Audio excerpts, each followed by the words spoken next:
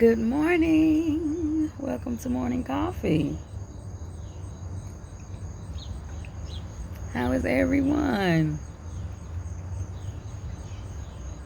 That is wonderful. I need to get me a type of hair. I gotta fix my blind shutters, but that is wonderful. It's so good to see you all. In my mind, I can see you all. So y'all like my red, orange mocha I got going on this morning? It's early. Don't worry about it. Yeah, I had a little snafu. Is that the word? With my hair. So right now all I can do is just wing it, rock it out. So we're gonna have a moment. We're gonna talk about a few things. First, I want to say giving honor to God, who is first in my life. Without Him, I wouldn't be where I am, nor have what I have. I always confuse. I look up here to look there. You know, if I'm looking here, I'm looking at myself, so I'm gonna look up here. Yeah, thanking God for where I am and what I have in life. Nothing that I have has come easily, but it all has come from God, and for that I am grateful. But I want to talk about listening to your spirit, your internal clock. Yeah, your spirit. Some would call it your unctioning. Because on last night, it was on me to go sit on the porch. And mind you, I don't just sit on the porch at night by myself. But it was on me, and so I was like, okay. So I came outside, I brought my candle, and I had me a little coffee and water. And I sat down because I was washing clothes, and I sat down. Well, first I stood up. And I was looking, and I was like, okay, God, why you got me sitting on this porch?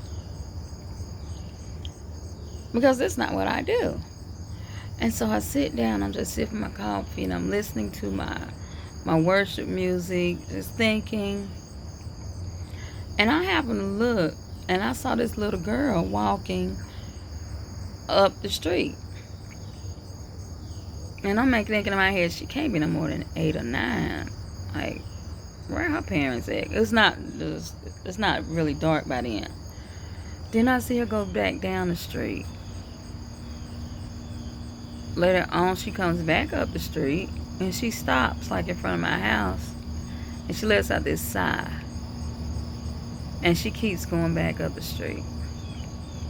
And I'm looking at her, and I'm like, okay, God, you have me outside for this little girl.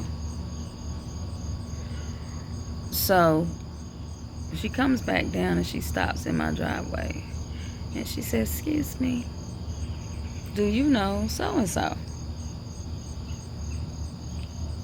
And I'm like, no. And I'll tell her, come on down the sidewalk because I can't hear you. She's locked out the house, y'all. She's just walking up and down the street. By this time, it's dark. She walking up and down the street. She got a little halter top in her pants. And me being a mama, I'm looking like this little girl got a little shape. And she got on skirt. She said, I'm locked out the house. My parents not home. And it was then I said, oh my God. This is why it was on me to come outside to talk to this little girl. And I tells her, you know, you can come sit on the porch with me for a few minutes until somebody comes home. We start talking, and I'm still playing music. Little soft-spoken girl. She tells me she's 11 years old. Y'all. And my here across the street is a lot of people just zoom up in cars. God's just acting, you know, and just being out here by herself like that. And I just said, God, I thank you, because I don't know You never know what is going to happen. I can't say what is, but I'm going to say, if I hadn't listened to God and not been on the porch when this little girl was walking back and forth, there is no telling what could have possibly happened. So I'm going to say this. When you feel like tugging on your spirit to do something, please do it. Because God makes no mistakes. She sat with me for a little while. We talked. And then she walked across the street. And she said she knows my mama. I'm going to see if she can call her. Because I don't have a cell phone. And I said, okay. And when she left and walked across the street, what was on me lifted. And I went in the house. Sometimes, a lot of times God just wants our obedience. Because our obedience is not for us. Our obedience holds possibly a blessing for the next person. In this case, it was for this child. And I'm going to stretch and say my obedience to God, to my spirit, could have saved her from possibly whatever could have happened when she walked back around that corner by herself again. So I'm going to tell God thank you for that.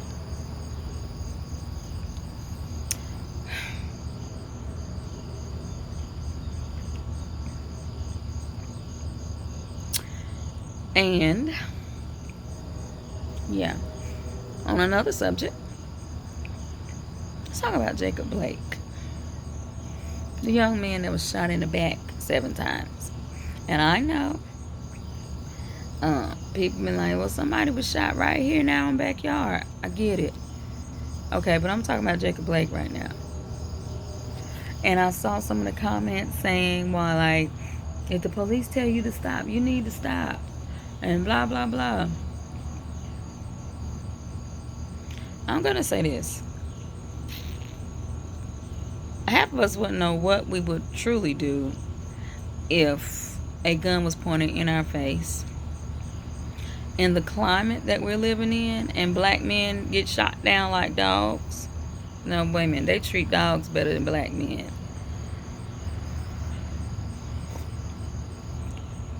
And women. But he had a gun in his face. And he probably just wanted to get away. Because in his mind, I'm sure all the black people that have been killed, he was like, I don't want to die, probably. You know what I'm saying? Everything's probably going through his head. So his reaction was, let me get out of here and take my kids. With that being said, there is no excuse for the deadly force taken. He wasn't even trying to restrain this man. He shot this man multiple times with no regard. I saw the video. No regard for his life. From the video I saw, he was trying to grab his back or grab him, but nothing in him triggered and said, let me stop shooting. You just let off 7 rounds in this man's back, and you on administrative leave pending an investigation. What are we investigating? I don't care what you said. I don't care what he did. It was 2 of you all. There was something else that could have been done to detain this man instead of you following him to his car, shooting him in the back 7 times, period. That's attempted murder. Your goal was to kill this man. Not apprehend this man, but kill this man. What we investigating? Some things are so simple a blind man can see it.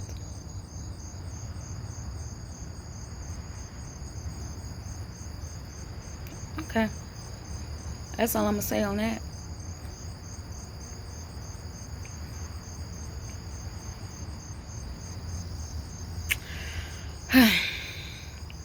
Yeah.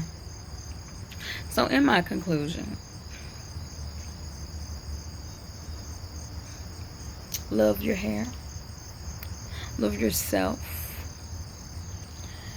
Keep it nourished. Keep it shampooed. It's a little dry. I woke straight up, made my coffee, and came outside. I'm supposed to get my grass cut. I'm waiting. Can you look at this grass? Look at the grass, y'all.